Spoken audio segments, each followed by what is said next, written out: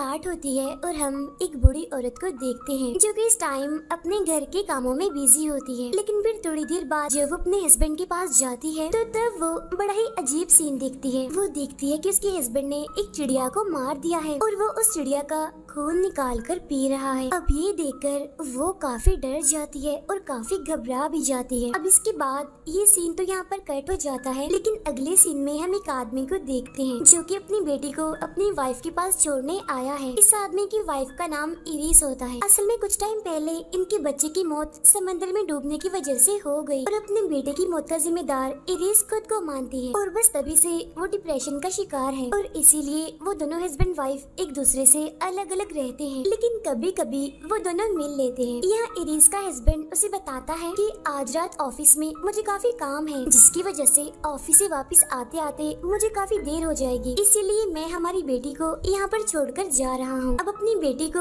Iris के पास छोड़ने के बाद वो वहाँ से चला जाता है। अब इरिस अपनी बेटी को लेकर एक एथलेटिक क्लब में पहुँचती है और यहाँ पर इरिस असल में सिक्योरिटी गार्ड की जॉब करती है और आज उसकी नाइट शिफ्ट होती है। इरिस यहाँ पर अपनी बेटी को बास्केटबॉल वाले हॉल में लेकर आती है और वो उसे कहती है कि तुम यहीं पर ही खेलना और कोई शरारत मत करना और यहाँ से बाहर भी मत जाना। ये बातें करते हुए वो अपनी बेटी को एक मोबाइल भी देती है ताकि वो उस क्लब में लगे सीसीटीवी कैमरा को मॉनिटर कर सके, या अगर उसकी बेटी को कोई भी प्रॉब्लम हो तो वो अपनी मदर यानी कि इरिस से कांटेक्ट कर सके। इसके बाद इरिस उसे वहीं पर ही छोड़कर वहाँ से चली जाती है। यानी यहाँ पर वो दोनों माँ बेटी एक दूसरे से अलग अलग हो जाती हैं। इरिस के जाने के बाद उसकी बेटी वहीं पर खेलने लगती है और खुद इरिस सीसीटीवी रूम में जाकर उन्हें मॉनिटर करने लगती है। फिर कुछ देर बाद इरिस की बेटी उसे याद करवाती है, मामा आज का दिन आपको याद है, आज मेरे भाई की बर्थडे है, यानी इरिस के उस बच्चे की जिसकी डेथ हो गई है। अब ये जानकर इरिस काफी दुखी हो जाती है। तभी इरिस को क्लब के बाहर से अजीब तरह की आवाजें आने लगती हैं और जैसे ही वो बाहर झांक कर देखती है तो वहाँ पर एक आदमी होता है जो किसी दूसरे आदमी को बड़े बुरे तरीके से मार रहा होता है। अब ये देखकर इरिस काफी डर जाती है और घबरा भी जाती है, इसीलिए वो फौरन बाहर बैठे हुए गार्ड को फोन करती है और इस बारे में इन्फॉर्म करती है। तभी ये सुनकर वो गार्ड इरिस को बताता है कि आप फिक्र मत कीजिए, मैंने इस बारे में पुलिस को इन्फॉर्म कर दिया है। अब यहाँ पर इरिस को अपनी बेटी की फिक्र होने लगती है, इसीलिए वो जल्दी से उसी बास्केटबॉल वाले हॉल में आ जाती है, यानी जहाँ पर वो अपनी बेटी को छोड़कर गई थी। लेकिन यहाँ आकर वो देखती है कि उसकी बेटी तो यहाँ पर है ही नहीं। इरिस उसे हर जगह ढूंढने की कोशिश करती है, लेकिन उसकी बेटी उसे कहीं भी दिखाई नहीं दे रही थी। लेकिन तभी अचानक से इरिस देखती है कि कोई अजीब सा आदमी क्लब में घुस गया है, इसीलिए इरिस उस आदमी को क्लब से बाहर निकलने का कहती है, लेकिन वो उसकी बात नहीं सुनता और वो भी भागकर उसी हॉल में आ जाता है। अब यहाँ पर हम इस आदमी को देखते हैं जो कि नॉर्मल तो बिल्कुल भी नहीं लग रहा था, बल्कि वो इन्फेक्टेड लग रहा था और वो बिल्कुल ऐसे बिहेव कर रहा था जैसे वो कोई ज़ॉम्बी हो, क्योंकि वो तेजी से भागकर इरिस के पास आता है और उस पर हमला करने की कोशिश करता है। लेकिन इरिस एक स्केटिंग बोर्ड से उसे मारती है और उसे जख्मी करके नीचे गिरा देती है। लेकिन वो आदमी दोबारा से उठता है और एक बार फिर से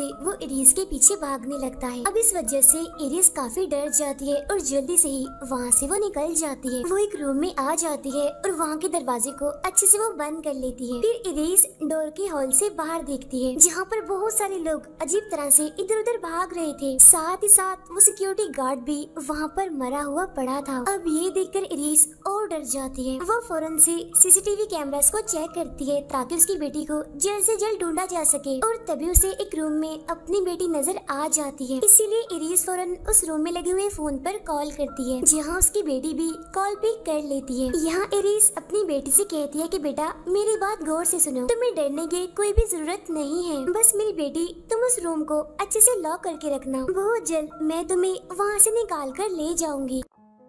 अभी इरिस अपनी बेटी से बात कर ही रही होती है कि तभी अचानक से सीसीटीवी रूम के बाहर किसी के कदमों की आहट सुनाई देती है, इसीलिए इरिस जल्दी से टेबल के नीचे छुप जाती है। बाहर असल में वही आदमी होता है जिसने पहले भी इरिस पर हमला करने की कोशिश की थी। लेकिन तभी अचानक से वहाँ पर एक बिल्ली आ जाती है जिसे फौरन ही वो आदमी पकड़ लेता है और उसे जान से मार डालता है और उसका खून पीने लगता है। अब मौका देकर इरिस वहाँ से भागकर दूसरे रूम में आ जाती है। यहाँ आकर भी वो सीसीटीवी कैमरास को चेक करने लगती है, जहाँ वो देखती है कि उसकी बेटी जिस रूम में है उसके बाहर एक इन्फेक्टेड औरत है, यानी कि एक ज़ॉम्बी औरत, जो कि उस दरवाजे को तोड़ने की कोशिश कर रही है। अब ये देखकर इरिस और डर जाती है और अब यहाँ पर वो कुछ टाइम पहले की फुटेज को देखने लगती है, जहाँ उसे पता चलता है कि पूरे शहर में ये वायरस फैल चुका है, यानी कि ज़ॉम्बी वायरस, जिसकी वजह से लोग तेजी से ज़ॉम्बीज बन रहे हैं। और जब ये ज़ॉम्बीज किसी दूसरे इंसान को काटते हैं तो 32 सेकंड्स के लिए वो बिल्कुल नॉर्मल हो जाते हैं, यानी कि रिलैक्स हो जाते हैं, यानी कि वो इस टाइम में कोई भी हरकत नहीं करते। लेकिन जैसे ही 32 सेकंड्स गुजरते हैं तो वो दोबारा से ही हमला करना शुरू कर देते हैं। अब इरिस को हर हाल में ही अपनी बेटी को उन ज़ॉम्बीज से बचाना था, लेकिन ये ज़ॉम्बीज तो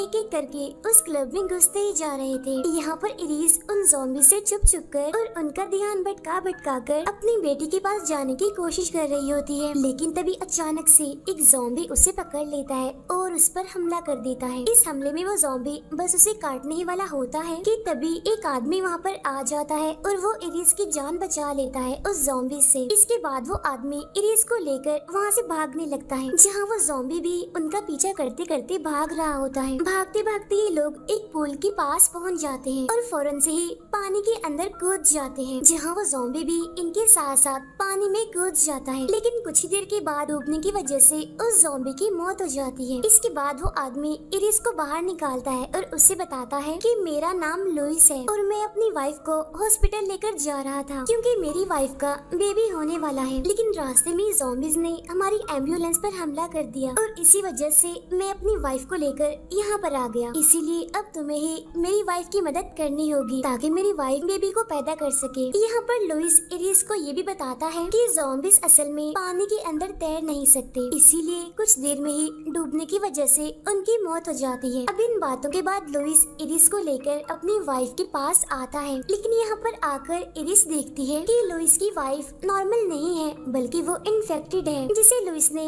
चेयर से बांधा हुआ था। यहाँ पर लुइस की वाइफ एक खतरनाक ज़ॉम्बी में बदल गई थी। अब ये देखकर इरिस इतना घबरा जाती है कि वो हेल्प करने से साफ इनकार करती है और वहाँ से भागने लगती है। और तब इस वजह से लुइस को काफी गुस्सा आता है, इसीलिए वो बातों ही बातों में इरिस से कहता है कि अगर तुम्हारी बेटी ज़ॉम्बी बन जाती तो तब तुम क्या करती, तब तुम उसकी भी हेल्प ना करती क्या? तब ये सुनकर इरिस हैरान हो जाती है और वो उसे पूछती है कि तुम मेरी बेटी के बारे में कैसे जानते हो? तब ये सुनकर लुइस कहता है क्योंकि तुम्हारी बेटी मेरे पास है, मैंने असल में उसे छुपाया हुआ है और बचा कर रखा हुआ है इन ज़ॉम्बी से। इसीलिए इरिस सोच लो, अगर तुम मेरी मदद करोगी तो तब मैं तुम्हारी मदद भी कर दूंगा। और तब यहाँ पर इरिस ना चाहते हुए भी मजबूर होकर उसकी बात मान लेती है, यानी वो उसकी वाइफ की मदद करने के लिए तैयार हो जाती है। ये लोग लुइस की वाइफ को लेकर एक सेफ रूम में जा रहे होते हैं, लेकिन तभी अचानक से इरिस की नजर अपने हस्बैंड पर पड़ती है, जो कि वही हॉल में ही पड़ा हुआ था। वो काफी जख्मी था और तड़प रहा था। ये देखकर इरिस भागकर अपने हस्बैंड के पास जाती है, जहाँ वो देखती है कि उसका हस्बैंड इतना जख्मी है कि वो अपनी आखिरी सांसें गिन रहा है। असल में उसका हस्बैंड यहाँ पर इसीलिए था क्योंकि वो अपनी बेटी को लेने के लिए आया था, लेकिन यहाँ पर ज़ॉम्बीज ने उस पर हमला करके उसे इंजर्ड कर दिया। और अब देखते ही देखते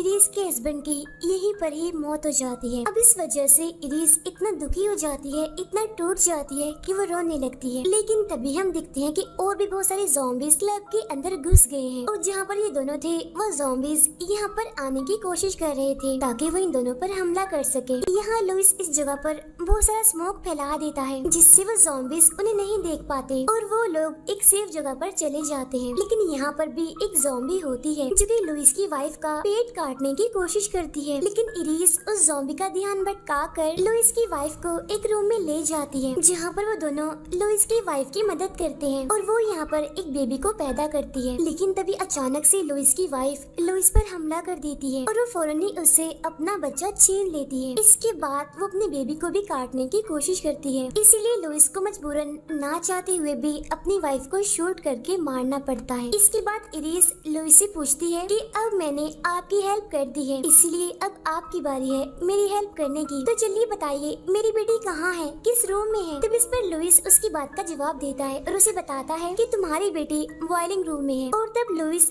डर डर कर अपनी बेटी को ढूंढने के लिए आगे बढ़ती है और फिर वो किसी तरह बड़ी मुश्किल से बॉइलिंग रूम तक पहुंच जाती है। यहाँ आकर वो देखती है कि इस रूम में उसकी बेटी का बैग पड़ा हुआ है, साथ ही साथ यहाँ आसपास बहुत सारा खून भी फैला हुआ था। लेकिन तभी अचानक से इरिस की नजर आग पर पड़ती है, जहाँ आग में एक लड़की की डेड बॉडी पड़ी हुई थी जो कि बुरी तरह से जल रही होती है। अब ये देखकर इरिस काफी दुखी हो जाती है और रोने लगती है क्योंकि उसे ये लग रहा था कि ये डेड बॉडी उसकी बेटी की ही है। इसके बाद इरिस वहाँ पर पड़ी हुई एक गन उठा लेती है। फिर वो खुद को शूट करके सुसाइड करने वाली होती ही है कि तभी उसे वहाँ पर एक चूहा दिखाई देता है जो कि एक रूम का दरवाजा खुला होने की वजह से अंदर चला जाता है। इसीलिए अब इरिस भी उसके पीछे पीछे जाती है जहाँ उसे उस रूम में उसकी बेटी मिलती है। यानी इसका मतलब ये था कि उसकी बेटी अभी जिंदा थी। उसे जिंदा देखकर इरिस काफी खुश होती है और उसे गले से लगा लेती है। दोनों माँ बेटी एक दूसरे से मिलकर काफी खुश हो जाती हैं और ये सीन काफी इमोशनल होता है। इसके बाद वो अपनी बेटी को लेकर वहाँ से जाने लगती है, लेकिन वहाँ हॉल में बहुत सारे ज़ॉम्बीज थे जो कि वहाँ पर खड़े हुए थे, लेकिन वो कोई भी हरकत नहीं कर रहे थे। इसका मतलब ये था कि 32 सेकंड्स के लिए वो बिल्कुल रिलैक्स थे। इसीलिए इरिस यहाँ पर टाइमर लगाकर ज़ॉम्बीज के बीच में से निकलने की कोशिश करने लगती है, लेकिन तभी टाइम खत्म हो जाता है जहाँ वो सारे ज़ॉम्बीज वापिस से अपनी असली हालत में आ जाते हैं और उन दोनों पर हमला करने की कोशिश करते हैं। तो वो दोनों डर कर वहाँ से भागने लगती हैं। बहुत सारे ज़ॉम्बीज उनके पीछे पड़ जाते हैं, लेकिन वो दोनों फिर भी हिम्मत नहीं हारती और आगे बढ़ती रहती हैं। फिर वो भागते भागते क्लब से बाहर आ जाते हैं जहाँ ज़ॉम्बीज भी बाहर आ जाते हैं उनका पीछा करते करते। वो दोनों वहाँ पर खड़ी हुई एक गाड़ी में आकर बैठ जाते हैं। फिर इरिस लकड़ी का एक टुकड़ा लेकर उसे रेस पर रखती है और गाड़ी को स्टार्ट कर देती है। फिर वो दोनों दोबारा से गटर के रास्ते से होकर दोबारा से क्लब के अंदर आ जाती हैं। इस तरह से ये खाली गाड़ी ही आगे चलती जा रही थी क्योंकि रेस पर लकड़ी का टुकड़ा जो रखा हुआ था और ज़ॉम्बीज को यही लग रहा था कि वो दोनों माँ बेटी इसी गाड़ी में ही है। इसीलिए ज़ॉम्बीज उस गाड़ी को रोक लेते हैं और अंदर चेक करते हैं, लेकिन वो देखती है कि अंदर तो कोई भी नहीं है, गाड़ी खाली है। यानी इस तरह से यहाँ पर इरिस का प्लान कामयाब हो गया, यानी वो इन ज़ॉम्बीज को धोखा देने में सक्सेसफुल ही रही। इसके बाद हम इरिस और उसकी बेटी को देखते हैं जो कि क्लब के अंदर होती हैं और आगे बढ़ रही होती हैं। जहाँ कुछ आगे जाने के बाद उन्हें लुइस मिलता है जो कि काफी बुरी हालत में था। यहाँ इस टाइम लुइस के पास उसका बच्चा भी होता है। यहाँ पर लुइस इरिस को बताता है कि बाहर समंदर के पास मेरी एक बोट खड़ी हुई है जिसके जरिए तुम यहाँ से भाग सकती हो, इस मुसीबत से निकल सकती हो। बस किसी तरह तुम यहाँ से निकलकर बोट तक पहुँच जाओ और बस फिर तुम बोट में बैठकर यहाँ से निकल जाना। अभी लुइस उसे ये बातें बता ही रहा होता है तो तभी अचानक से वहाँ पर वही वाला ज़ॉम्बी आ जाता है, यानी जो मूवी के स्टार्ट से ही इरिस के पीछे पड़ा हुआ है। यहाँ पर इरिस उस ज़ॉम्बी को मारने की कोशिश करती है, लेकिन वो ज़ॉम्बी उसे ही नीचे गिरा देता है। लेकिन जैसे वो ज़ॉम्बी इरिस पर हमला करने की कोशिश करता है तो इरिस की बेटी एक स्टेपल गन उठाती है और वो उस ज़ॉम्बी को शूट करके मार देती है। इसके बाद वो दोनों दोबारा से उठती हैं और लुइस के पास जाती हैं, लेकिन वो देखती हैं कि लुइस अब मर चुका है। फिर इरिस उसके बच्चे को उठाती है और ये दोनों एग्जिट डोर के पास जाती हैं। फिर वो दोनों किसी तरह यहाँ से बाहर निकलकर बोट की तरफ जाने लगती हैं, लेकिन तभी हम देखते हैं कि बहुत सारे ज़ॉम्बीज भी यहाँ पर उनके पीछे भाग रहे हैं और जितनी भी बोट्स हैं उन सभी को आग लगी हुई है। इसका मतलब ये था कि यहाँ से निकलने का उनके पास कोई भी रास्ता नहीं था। और अब यहाँ पर ये सवाल रह गया है कि इरिस और उसकी बेटी क्या यहाँ पर सरवाइव करेंगी या वो भी इन ज़ॉम्बीज के हाथों मारी जाएंगी। अब इसी सवाल और कंफ्यूजिंग एंडिंग के साथ ही ये मूवी यहीं पर एंड हो जाती है।